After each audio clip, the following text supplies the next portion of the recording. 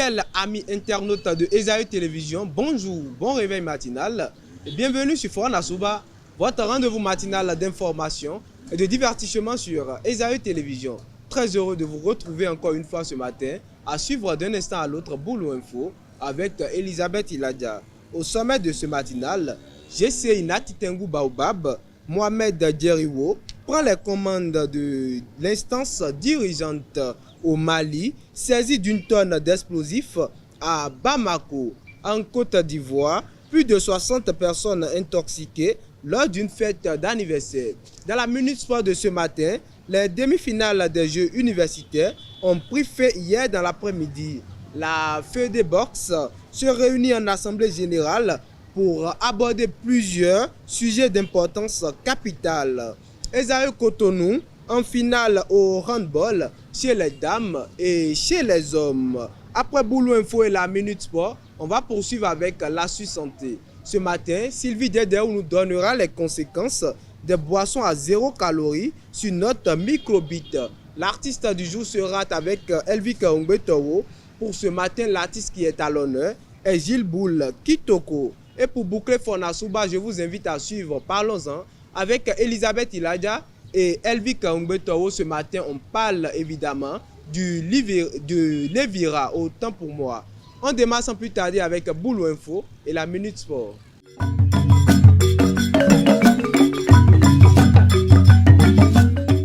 Boulou Info, c'est avec vous, Elisabeth Iladia. Bonjour. Bonjour Mouidine. Bonjour à toutes et à tous et bienvenue dans Boulou Info. Mohamed Djeriwo prend la présidence de la JCI Nati Tengu Baobab pour 2025.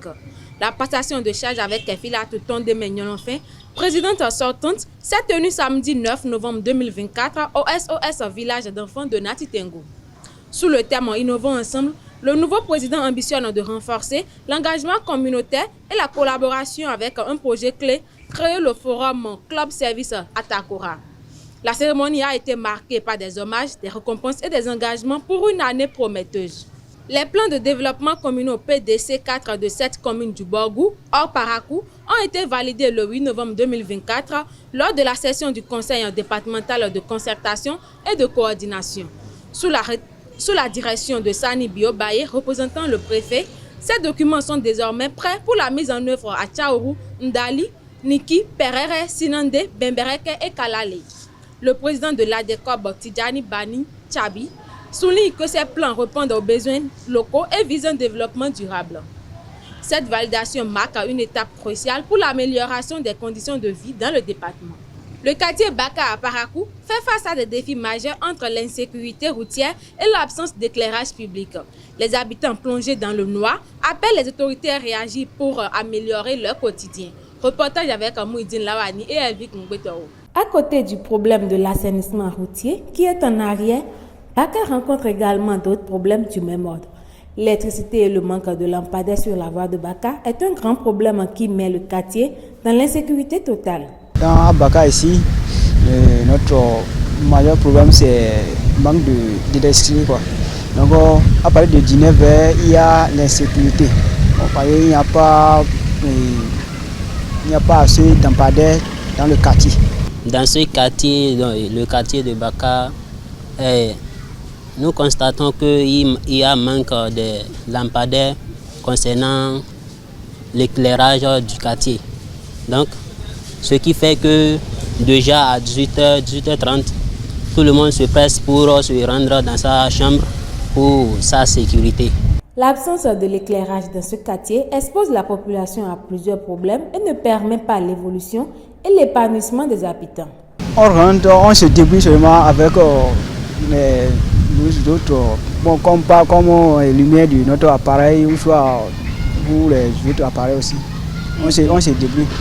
C'est à cause du manque d'électricité, il y a trop de vols, il y a des braquages, c'est à cause de ça. La population inquiète de l'état de leur quartier appelle les autorités à leur venir en aide.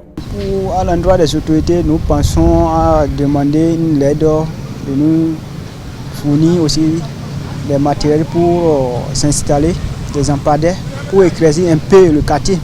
À l'endroit des autorités, je souhaiterais que les autorités prennent des décisions concernant les lampadaires pour mieux éclairer le quartier, pour résoudre le problème de l'insécurité, par exemple, dans ce quartier.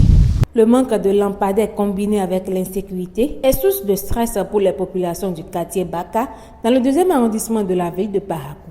Les douanes maliennes ont intercepté une tonne d'explosifs dissimulés dans un bus en provenance du Ghana. 5000 pièces d'explosifs d'origine nigériane ont été découvertes destinées, semble-t-il, à la Guinée. Un suspect a été arrêté tandis qu'un autre est en fuite.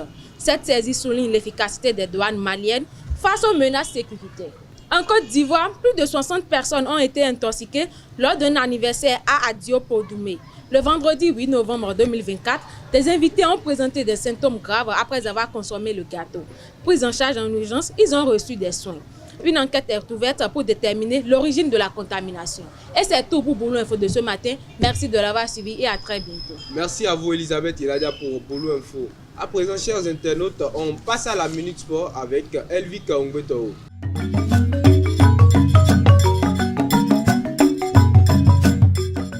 Elvik Ongbeto, bonjour. Bonjour Mouidine. La Minute Sport, c'est avec vous. Amis internautes, bonjour. Les demi-finales des Jeux universitaires de Djougou 2024 ont pris fin dans l'après-midi de ce mardi 12 novembre 2024 au stade Omnisport de Djougou. Les équipes qualifiées pour les finales en basketball sont donc connues. Il s'agit de FACH UAC et ESST Lokossa chez les dames et FACH UAC et ESST Lokossa également chez les hommes. La Fédération béninoise de boss FEDEBOS prévoit d'organiser une assemblée générale extraordinaire le samedi 23 novembre 2024 à 9h dans la salle de réunion du Comité national olympique et sportif béninois à Cotonou. Cette réunion revêt une grande importance pour la gestion et le développement de la bosse au Bénin. Toujours dans le cadre des Jeux universitaires du Bénin, dans la catégorie handball, les premières rencontres de la demi-finale ont captivé le public. Des matchs avec plein d'émotions qui font sortir Osaï Cotonou en finale dans la catégorie des hommes et des dames. Et pour finir la Minute Sport, les Super Eagles du Nigeria sont arrivés à Abidjan ce mardi 12 novembre 2024 pour le rassemblement. Ils affronteront le Bénin le jeudi à 20h dans le cadre de la 5e journée des qualifications pour la CAN 2025 au Maroc. C'est tout pour l'actualité sportive. Merci à vous Elvik Ongbeto pour la Minute Sport. On passe à présent à Sylvie Dedéou pour l'astuce santé.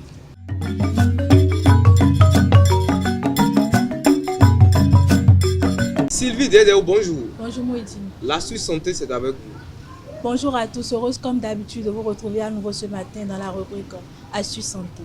Pourquoi les boissons gazeuses à 0 calories sont-elles catastrophiques pour notre microbiote? C'est la question à laquelle je vais répondre ce matin. Un microbiote se définit comme l'ensemble des bactéries, virus, champignons présents dans le corps, notamment dans les intestins. Dans les boissons gazeuses à 0 calories se trouvent les édulcorants. Les édulcorants sont des additifs alimentaires qui réduisent la teneur en sucre ajouté et les calories correspondantes tout en conservant le goût sucré. En plus d'augmenter le risque de développer un cancer, ce faux sucre pourrait également nuire au microbiote. Une étude a montré que la consommation d'édulcorants perturbe les microbiotes, chassant les bonnes bactéries. Voici ce que font les édulcorants à l'organisme. Les édulcorants artificiels, comme l'aspartame, permettent de réduire les calories tout en maintenant un goût sucré grâce à leur pouvoir sucrant 200 fois supérieur à celui du sucre. Ils sont utilisés dans de nombreux produits alimentaires, y compris des produits sans sucre ajouté. Ces édulcorants ne sont pas sans danger. Une étude récente montre qu'il peut perturber le microbiote intestinal. En 2 semaines de consommation d'édulcorants, des chercheurs ont observé une réduction de bonnes bactéries dans l'intestin remplacées par des bactéries nuisibles, augmentant ainsi le risque de troubles de la santé comme l'élévation du niveau de glycémie. C'est tout pour l'astuce santé d'aujourd'hui. Prenez soin de vous et à la prochaine. Merci à vous Sylvie Dedéou pour l'astuce santé. À présent, chers internautes, j'invite à nouveau Elvik Ongbeto au plateau pour l'artiste du jour.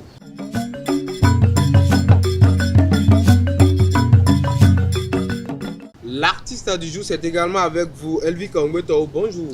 À nouveau bonjour Mouidine. À nouveau bonjour. Le cercle des artistes, auteurs, compositeurs et chanteurs de la commune de Tukutuna s'agrandit avec l'artiste Gilles Kitoko. Ce jeune talent de la musique a signé en effet son entrée dans la musique le 7 mars 2023 à travers la sortie d'un nouveau single. Le single intitulé Fomutira en langue nateni qui signifie la vie a changé en français, produit à Parakou dans le studio Delfino Productions et intégralement chanté en langue nateni comme l'indique le titre, permet à l'artiste Gilles Kitoko de rejoindre la famille des artistes de Tukutuna.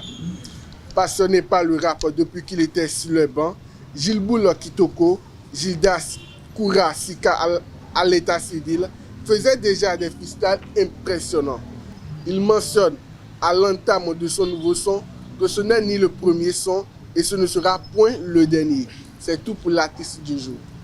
Merci à vous une fois encore, Elvi Kaongwetao, pour l'artiste du jour. À présent, chers internautes, suivons, parlons-en avec Elisabeth Ilaja et Elvi Kaongwetao.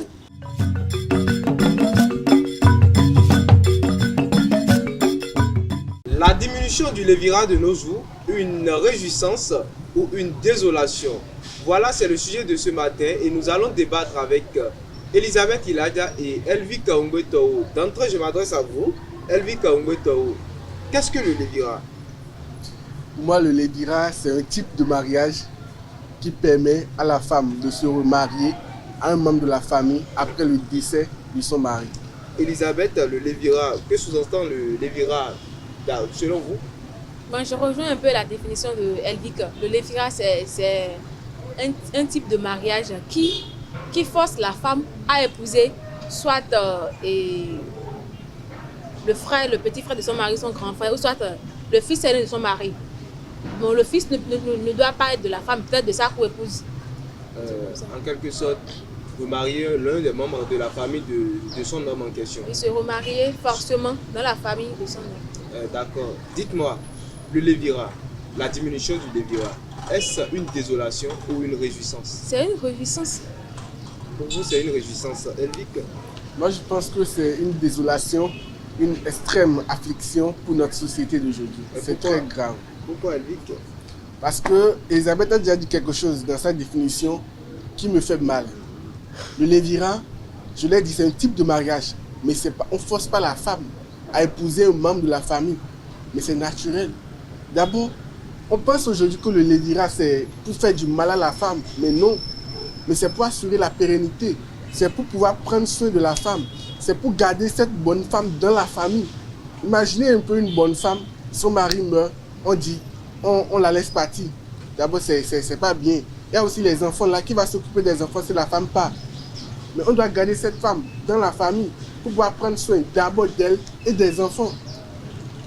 Et vous n'avez jamais vu une veuve qui s'est occupée de ses enfants toute seule, et puis les enfants ont réussi dans la vie, les enfants ont une bonne éducation. En réalité, si on garde une femme dans la famille, si on la force à rester dans la famille, à épouser un des membres de la famille pour perpétuer, je ne sais pas, pour la tradition, la culture, des trucs comme ça, c'est comme si on chosifiait la femme. Et puis on lui enlève son droit de la liberté en fait. Parce qu'en réalité, elle a choisi d'être avec son mari, elle a choisi son partenaire. Et quand le partenaire est mort, elle a le droit de s'en aller. Elle n'est pas obligée de rester dans la famille. Elisabeth, est-ce que vous pas la femme, on force pas la si, femme. dans la plupart des cas, on force la femme. Parce qu'en réalité, non. par exemple, là, vous pouvez faire votre la enquête. femme, S'il vous non, plaît, dans la plupart des cas, on force les femmes. S'il vous plaît, Elisabeth. Je pense que moi, il disait le seul maître ici. Est-ce que vous savez que quand l'homme est présent, l'éducation des enfants est différente? Si, je sais. D'accord. Et pourquoi dites-vous ce matin que la femme, la veuve en question, elle peut, elle seule, la éduquer veuve, ses enfants? je vois, la veuve, est-ce que vous n'avez jamais vu de mères célibataires, des veuves qui prennent bien soin de leurs enfants? En réalité, la veuve peut décider de se remarier. Est-ce que c'est pas forcément dans la famille. Est-ce que c'est suffisant? Si, c'est suffisant. Pas forcément dans la famille. Elle n'est pas obligée d'être dans la famille. Ils ne sont pas obligés de la forcer. Je reviens à Elvic Kaongwetao, le fait de vouloir faire marier un membre de la famille de l'homme à la veuve, est-ce pas une violation à l'endroit, une violation du droit de la femme? Moi, je ne pense pas que c'est pas une violation des droits de la femme parce que je l'avais déjà dit. Vous allez le constater, il y a beaucoup de femmes après le décès de leur mari, elles ne se marient pas forcément. On leur propose de l'évira, mais elles refusent. Elles refusent. Elisabeth, s'il te plaît, je connais beaucoup de femmes. On leur a proposé de l'évira, elles ont refusé. Donc, on ne force pas la femme. C'est un truc qui vient de toi. Si elle accepte de rester dans la famille, c'est normal qu'elle se marie avec un membre de la famille. Est-ce que vous savez que les décisions de la famille, surtout quand c'est la belle famille, ne sont pas souvent rejetées? Si la belle famille, ils se mettent ensemble, ils font une réunion de famille chez vous et on vous demande, vous, bon, Elisabeth, Oui. Elisabeth, bon, ok, je prends une autre femme lambda, une veuve, et on demande à cette veuve d'épouser son beau-frère. Elle ne peut pas refuser. Arrêtez, dans la plupart des cas, on les Je pense force. que c'est à moi où il parle. On les menace même. Vous savez, je pense que ce débat, c'est juste pour salir notre tradition. Quelle tradition? Pourquoi rejeter la tradition? Quelle Ce que tradition? nous faisons depuis. On crie que c'est les Blancs qui nous connaissent, et les Blancs importent leur tradition, les Blancs sont en train de salir. Or que c'est nous-mêmes, nous sommes là à rejeter nos traditions, nous sommes là à rejeter ce que nous faisons depuis tout petit. Vous savez, d'abord, le lévira, c'est pas... Le lévira n'a pas été mis en place pour faire du mal à la femme. Est-ce que vous savez cela? Non.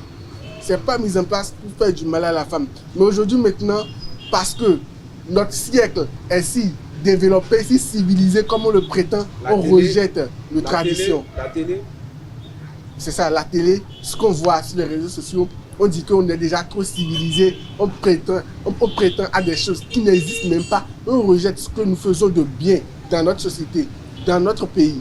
Arrêtez, est-ce que vous me donnez la parole? J'aimerais dire de moi à Elvika. Elvika, je vous disais ça ce matin, hein, le lévira, c'est une violation du droit de femme. Parce qu'en réalité, la femme est libre, c'est pas une chose. Vous pouvez pas, après la mort de son mari, vous pouvez pas la forcer.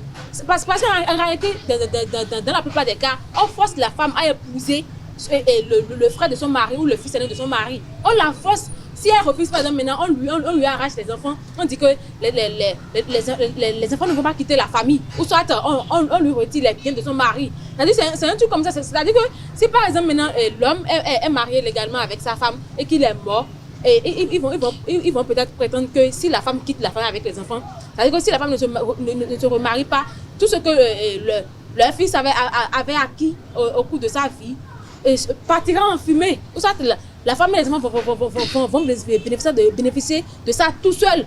C'est un truc comme ça. Et puis on chosifie la femme. C'est comme un objet. Si, c'est comme un trophée qu'ils ont gagné en fait. D'abord, Elisabeth, ça ne quitte plus la famille. Elisabeth, est-ce que vous savez qu'une femme veuve qui se livre à elle-même, d'abord, elle est mal vue dans la société? Non. Oui. Elle n'a pas tué son mari. Son mari est mort tout seul. Oui, on n'a pas dit. Et pourquoi ça sera mal vu? Non, on n'a pas dit cela. D'abord, une femme qui se livre à elle-même, qui dit « je vais m'occuper de moi-même ». D'abord, c'est une femme qu'on se dit directement, mais elle va faire quoi? Est-ce qu'elle va... Ça, c'est pour ceux... Non, Elisabeth, s'il te plaît. Elisabeth, non, arrête. Une question. Ça, c'est pour ceux qui ont un mauvais cœur. Qui ne voient pas les choses loin. C'est-à-dire qu'ils ne voient qu'au bout de leur nez. Non, c'est pour vous, en fait. Pourquoi tu ne veux pas que la femme se remarie? Et vous dites que elle ne peut pas s'en sortir toute seule. C'est comme si vous dites que sans un homme, une femme ne peut pas s'en sortir. Non, je n'ai pas dit ça. C'est un truc comme ça. Elisabeth, revenons sur le sujet. La diminution du lévira, est-ce une désolation ou une réjouissance? Une réjouissance totale. Une réjouissance totale. Je pense que beaucoup de femmes seront contre vous. C'est faux. C'est faux, je ne crois pas. S'il vous plaît, le fait de laisser cette femme, bon, vous avez parlé du droit à la décision de la femme, le fait de ne pas faire épouser ou ne pas faire remarier cette veuve en question à l'un des membres de sa belle famille, est-ce que ce n'est pas un danger pour cette femme-là? Un danger en quel terme? Oui, une veuve, elle a besoin du soutien émotionnel, elle a besoin d'une présence d'un garçon, d'un homme, elle a besoin de l'attention. On est tous d'accord? Non. La manière avec laquelle vous dites qu'une veuve a besoin de la présence d'un homme, c'est comme si, je ne comprends pas quoi. C'est comme si sans les hommes, les femmes ne peuvent pas s'en sortir. Non, alors que c'est archi faux. C'est ça, c'est un peu ça ce que je viens de dire. Je pense que c'est vice versa. Non, en réalité, quand on dit veuve, c'est quelqu'un qui a perdu un être cher à lui. C'est-à-dire qu'elle a perdu quelqu'un avec qui elle a passé des années. Laissez-la se reposer émotionnellement, physiquement, sur tous les plans. Laissez-la se reconstruire elle-même. Et si par hasard elle veut se remarier, elle se remarie à qui elle veut, pas forcément la famille. À qui elle veut, elle choisit qui elle veut. Elle se marie à qui elle veut, c'est déjà toujours. C'est pas un danger. Accepter un homme qu'elle veut, pas que la belle famille lui a imposé. Est-ce que si l'homme quitte la famille de son mari en question, de son mari ou défunt mari, c'est moi qui vois le sujet mal. Je pense que le fait de se remarier dans sa belle famille, déjà elle connaît tout le monde dans la belle famille. Et ça donne beaucoup d'avantages que d'aller chercher ailleurs. C'est ça qui est encore plus pire.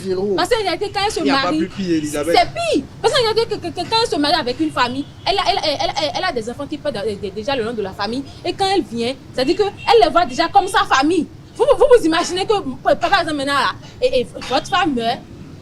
Donc, la femme de quelqu'un meurt, et puis on lui dit que tu dois forcément épouser la soeur de ta femme. Alors qu'en réalité, l'homme voit déjà sa soeur comme la soeur de sa femme comme sa soeur.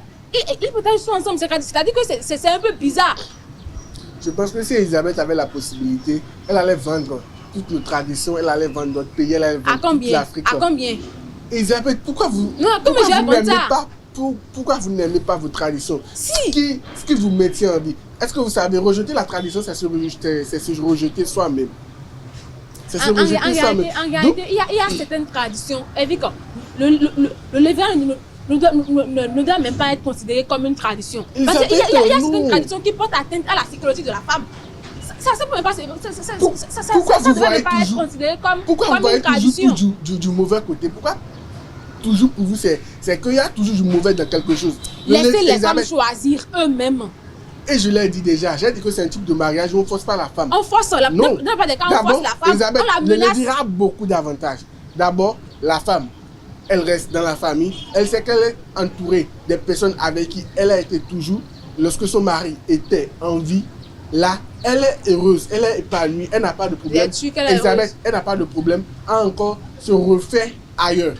Il y a les enfants qui ne vont pas suivre leur mère pour encore aller ailleurs, pour soi-disant un nouveau papa qui va les faire du mal, va les maltraiter, va pas prendre soin correctement d'eux. Mais dans la famille, les enfants sont à l'aise. Les enfants, il y a leur oncle qui prend soin d'eux, qui le fait tout. Imaginez si les enfants vont ailleurs. Et qui prend soin de la femme en question. Qui prend bien soin de la femme encore. Très bien soin de la femme. Bien soin de la femme, vous voulez dire quoi? Oui, imaginez la femme va ailleurs maintenant et les enfants sont maltraités. Les enfants ne vont plus à l'école parce que le nouveau mari, il veut s'occuper de lui, soi-disant, pardon, enfant. Il ne prend pas soin des autres. Il y a sa famille qui vont aussi le conseiller. Et tu vois, cette nouvelle femme, c'est une veuve, elle va te créer des problèmes. Et la femme, là, elle est psychologiquement atteinte. Elle se dit que je suis une veuve, voilà là où je suis maintenant, on me maltraite, on me dit des mots. Elle est psychologiquement abattue. Mais dans la famille, là où son mari est décédé, elle sait qu'elle est à l'aise, personne ne va pas la traiter de veuve, personne ne va pas dire que tu es venu gâcher la vie de notre fils. Et vous avez fini? Non, je demande si vous avez fini avec tout le discours que vous avez fait maintenant. C'est-à-dire que vous faites tellement fausse route que je vous regarde parfois. Je ne comprends pas. Comment est-ce que, en tout cas, je le dis, je me répète, dans la plupart des cas, le lévirat est forcé. C'est-à-dire qu'on force la femme à rester dans la famille, pas pour leur propre avantage. Quand son mari meurt, laissez-la choisir qui elle veut, laissez-la sortir. Et puis si par hasard elle fait de mauvais choix, ce sont ses choix à elle. Laissez-la accepter et puis respecter. Ce sont ses choix à elle. Vous ne pouvez pas forcer une femme de se remarier avec le mari et le frère de son défunt mari ou soit son premier fils. C'est comme si vous vous dites en réalité que la femme n'a pas trop et c'est mots à dire dans la société. C'est un peu ça. La femme a ses mots à dire dans la société. C'est ça. Sans la femme, il n'y a pas de société. Est-ce que vous savez cela? C'est ça, mais avec votre raisonnement, c'est comme si la femme est toujours... Non, ça, c'est pas préserver. C'est pas préserver.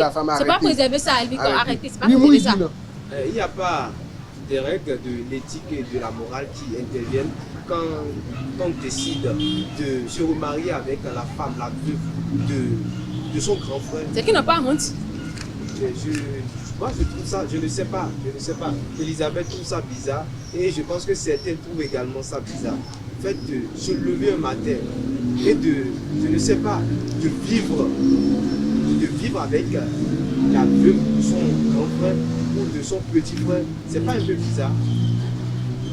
C'est pour ceux qui ont mis cette tradition en place, c'est pas bizarre. Je ne vois pas en quoi le monde dans lequel nous sommes aujourd'hui, la modernité aujourd'hui va penser que notre tradition est bizarre. Bon, notre tradition n'est pas bizarre. Elisabeth, un mot pour la fin. Bon, pour finir, je dirais que le lévira, le thème, s'il vous plaît, Mouidi. Lévira, la diminution du lévira, une réjouissance. Oui, la diminution du lévira, c'est vraiment une réjouissance. Parce qu'en réalité, on ne doit pas chosifier la femme. On ne doit pas considérer la femme comme un trophée qu'on a gagné. C'est-à-dire que on l'a déjà gagné, elle ne quitte plus la famille. Si par exemple, si l'aîné la paix, l'autre la prend. C'est pas une chose en fait, laissez-la décider. Laissez-la sa liberté. Laissez-la sa liberté. Si son mari meurt, laissez-la faire ses choix. Elisabeth, on vous aurait compris. Je pense que je l'avais déjà dit. Le fait que nos traditions disparaissent aujourd'hui, c'est très mauvais. Et laisser aussi le lévira disparaître comme ça, c'est pas bon pour notre société. C'est comme si nous rejetons toutes nos traditions pour avoir de nouvelles connaissances qui ne nous apporteront presque rien. Le lévira, sa diminution aujourd'hui, c'est une désolation. Je l'avais dit, c'est une extrême affliction. Ça fait peur de voir nos traditions disparaître. Permettre à la femme de se remarier dans la famille est une bonne chose pour les enfants et pour elle-même. C'est garder cette bonne épouse dans la famille. C'est de faire du bien aux enfants et à toute la famille. Merci garder cette belle ou bonne épouse dans la famille. Merci à vous, Elvika Oumetowo. Comme un trophée. Merci, Elisabeth Iladia. Chers internautes, c'est tout pour ce rendez-vous matinal. Merci d'être restés avec nous et à très bientôt.